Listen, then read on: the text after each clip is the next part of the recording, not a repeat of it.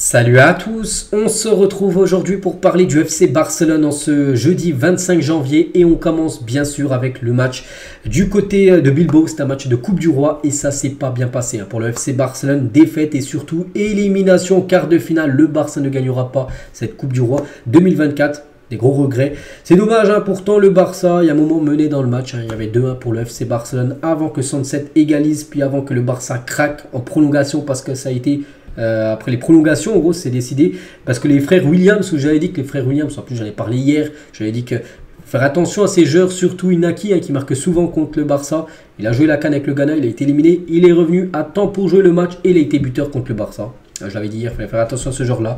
Donc voilà, défaite 4-2 et grosse déception bien sûr pour le FC Barcelone. Donc les statistiques de la partie, donc le Barça a eu la possession, mais la possession ne veut rien dire. Seulement 6 tirs dans le match après 120 minutes de jeu, c'est très peu. 4 tirs cadrés, Bilbao c'est plus de 17 tirs, ils ont fait énormément de frappes.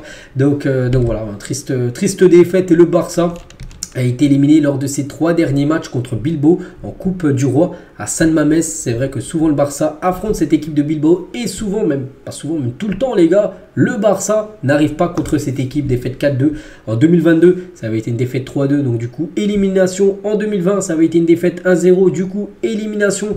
Depuis 2020 les gars, il y a eu 3 éliminations contre Bilbao. Bon, à chaque fois ils ont la chance, un peu de chance Bilbao parce qu'ils reçoivent à chaque fois dans leur stade, mais à chaque fois le Barça n'arrive pas à gagner et ça bien sûr c'est un gros problème. Et du coup le Barça échoue encore dans ce titre national de la Coupe nationale en gros. Et les unes aujourd'hui, donc sport, ça met 2 lettres, KO. Voilà, un KO technique et soufflé, voilà, en une journal Mundo Deportivo par rapport à cette élimination. Et voilà, du coup, le Barça, où il y avait encore 3 titres possibles, maintenant on en a 20, maintenant il n'y a plus que 2 titres possibles pour cette fin de saison. Donc il reste la Liga, mais bon, c'est que la Liga, ça va être compliqué parce que ça dépend plus du FC Barcelone. Parce que le Barça peut gagner tous ses matchs de Liga, mais si Gérone et le Real Madrid gagnent tous leurs matchs également, le Barça finira 3e de Liga. Donc voilà, concernant ces compétitions, le Barça n'a plus son destin entre les mains. Et il y a la Ligue des Champions. Bon, le Barça a son destin entre les mains. En Ligue des Champions, il va falloir gagner tous les matchs. Mais bon, moi les gars, on se dit ça va être compliqué. On est d'accord.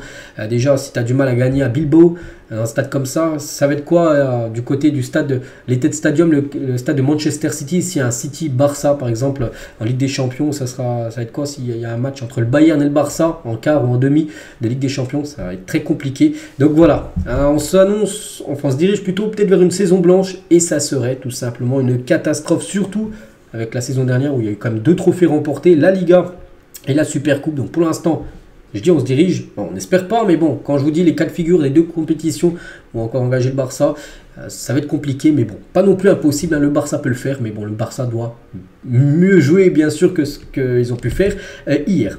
Et Xavi est désormais l'entraîneur espagnol avec le plus grand nombre de défaites dans l'histoire du Barça. Je l'avais dit lors du dernier match perdu, j'ai dit le prochain match qu'il perdra, il aura ce triste bilan, triste palmarès en gros d'avoir été l'entraîneur espagnol avec le plus de défaites au Barça. Maintenant voilà, c'est lui qui a ça, Xavi. Et on va parler maintenant de sa conférence de presse, bien sûr. Donc après Athletic Barça, il a dit: nous avons été compétitifs face à une grande équipe qui est très forte à domicile, fiers des jeunes. Revenons ensemble, pensons à la Liga. Nous pouvons être fiers d'avoir essayé jusqu'au bout. C'est la coupe. J'ai déjà dit que le tirage au sort n'était pas bon. Ils sont très motivés, c'est très difficile. Il faut se réorganiser et disputer le championnat et la Ligue des Champions. On va dire, on a parlé juste avant, les 2 titres encore possibles. Toujours avec Xavi, nous pouvons être fiers. Nous nous sommes battus jusqu'à la fin. Je suis fier qu'on ait pu être compétitif avec autant de jeunes. Lamine était assez déçu d'avoir raté ses occasions, mais il n'a que 16 ans. Il a été très bon. C'est vrai qu'on parlait tout à l'heure de Lamine qui a loupé une énorme occasion. En plus, il y avait 2-2 là, à ce moment-là du match. C'était fin de match. Il a marqué le 3-2. C'était quasiment sûr la qualif. Il a tiré, enfin il n'a pas marqué surtout, c'est ça le plus grave, mais bon, on parle le pointer du doigt à Lamine Yamal alors qu'il a seulement 16 ans. Donc je suis calme, il reste les 2 titres les plus importants encore en jeu. C'est vrai que si voilà, les 2 titres sont remportés, là il n'y a rien à dire, la saison est enfin pas non plus exceptionnelle, mais serait très bonne. Donc on se battra jusqu'à la fin, c'est vrai. Bon, maintenant il faut falloir gagner, voilà, il va falloir gagner maintenant.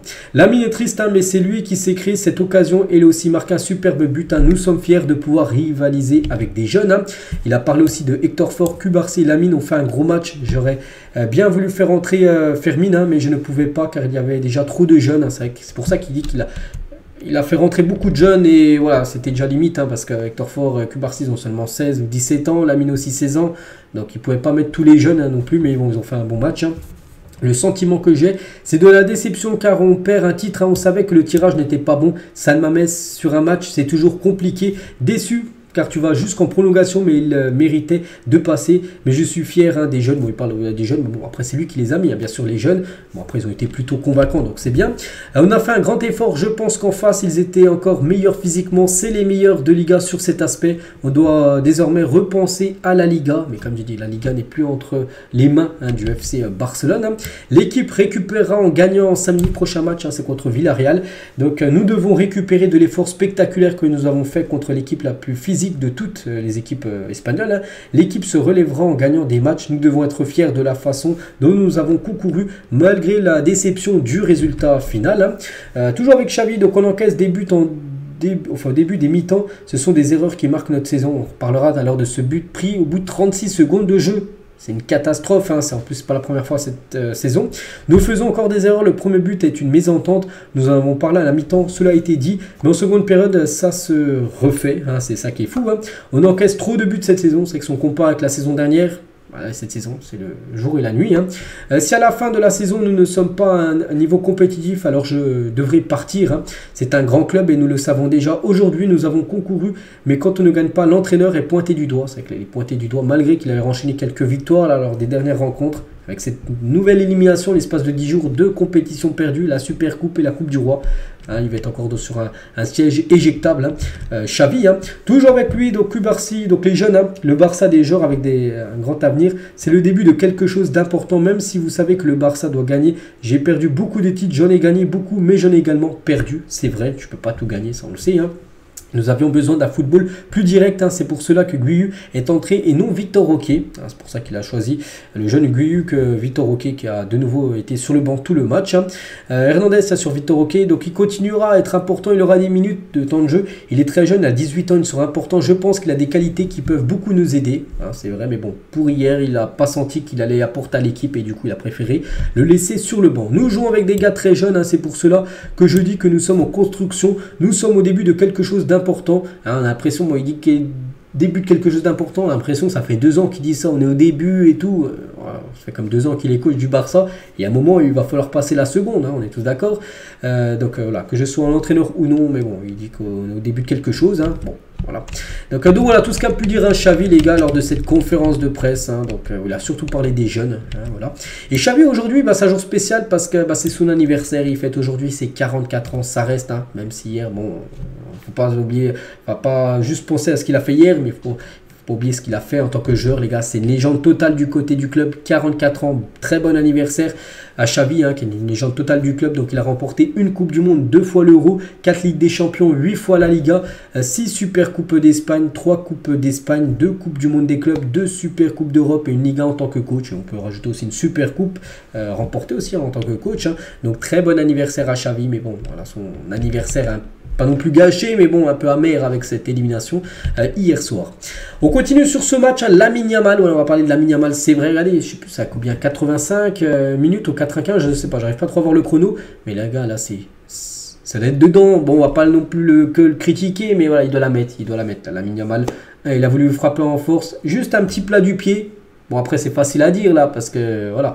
Mais voilà, après les jeunes, on peut peut-être juste pardonner parce que les jeunes, mais voilà, normalement ça doit finir au fond, c'est dommage parce que là tu marques là, le match est plié, enfin pas non plus plié, mais il y a certainement peut-être la qualif au bout, mais malheureusement c'est passé au-dessus des buts, donc il y a eu cette occasion, il y a eu aussi une autre occasion aussi qu'il a loupé, bon là, cette fois-ci ça a été un arrêt du gardien, on peut voir quand il est sorti en prolongation, il était très déçu, tout simplement, Lamine Yamal, et il a dit on a tout laissé sur le terrain, je suis désolé pour les erreurs, bon c'est pas non plus une erreur, c'est juste malchance, bon après un peu de précision, qui n'a pas été précis. Donc nous devons continuer à travailler, je ne connais pas d'autres moyens, en gros il s'excuse un peu envers les fans de ne pas avoir concrétisé au moins une des 2 grosses occasions qu'il a eues. Mais bon, il ne faut pas oublier qu'il a été également buteur, parce qu'il a permis au Barça de prendre l'avantage, le 2-1.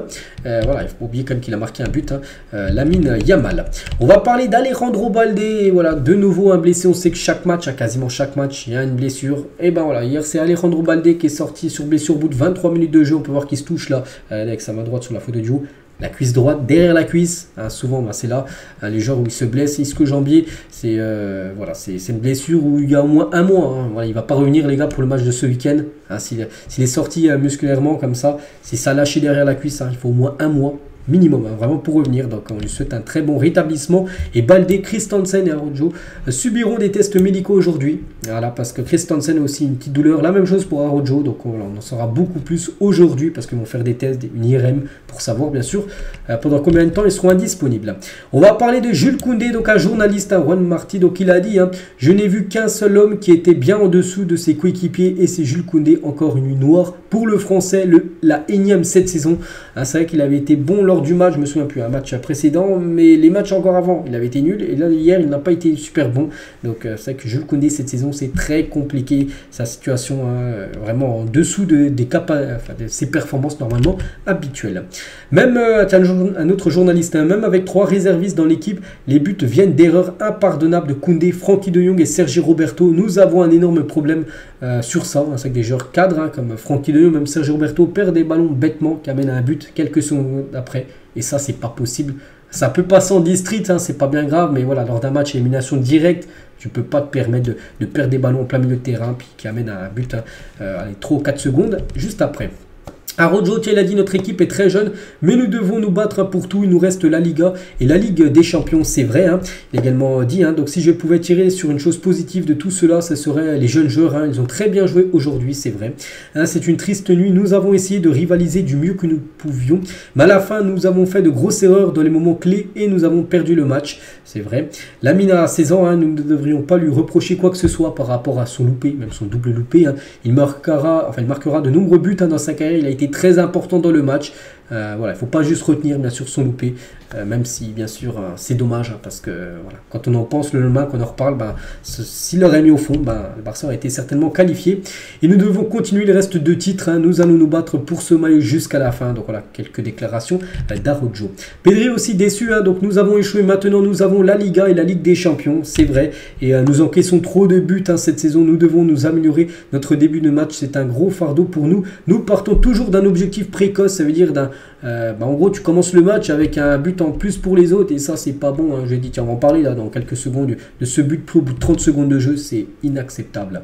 Là, enfin l'une des choses positives hier a été Hector Fort, c'est avec les jeunes, hein. Lamine Yamal malgré son loupé il a fait quand même un bon match, Hector Fort aussi, Cubarsí aussi, donc voilà, concernant bien sûr les jeunes qui ont été très performants hier. Le Barça est mené, je dis au score au bout de 36 secondes de jeu et c'est fou parce que c'est pas la première fois, il y a déjà eu 2 autres matchs où ça a été encore même plus tôt dans le match.